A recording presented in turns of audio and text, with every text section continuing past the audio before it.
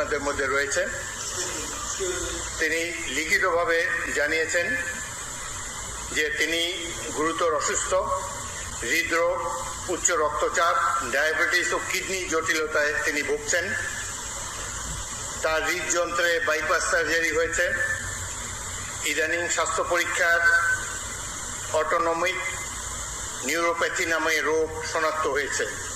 এই রোগের কারণে তিনি মাঝে মাঝে অচেতন হয়ে পড়েন। এসব রোগের প্রাদুর্ভাবে এবং শারীরিক ও মানসিক অসমর্থতার কারণে রাষ্ট্রপতির মতো গুরুত্বপূর্ণ সাংবিধানিক পদের দায়িত্ব পালন করা তার পক্ষে সম্ভব হচ্ছে না। তার দীর্ঘমেয়াদী চিকিৎসার প্রয়োজন। এই কারণেই তিনি স্বাস্থ্যগত কারণে পদত্যাগ করেছেন এবং বাংলাদেশ জাতীয় সংসদের স্পিকার হিসাবে এই পদত্যাগপত্র আমি গ্রহণ করেছি। সংবিধানে ইতিমধ্যে আপনারা জানেন, যেদিন আমি স্পিকার হিসাবে শপথ নিয়েছি সেই দিনই ভারপ্রাপ্ত রাষ্ট্রপতি হিসেবেও শপথ নিয়েছি যদি প্রয়োজন হয়।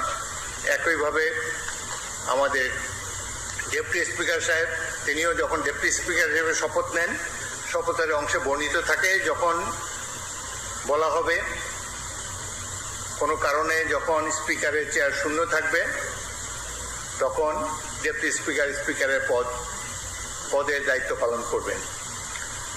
সুতরাং আজকে বাংলাদেশের নানা ধরনের কথাবার্তা আমি দুপুরে এসেই শুনছি।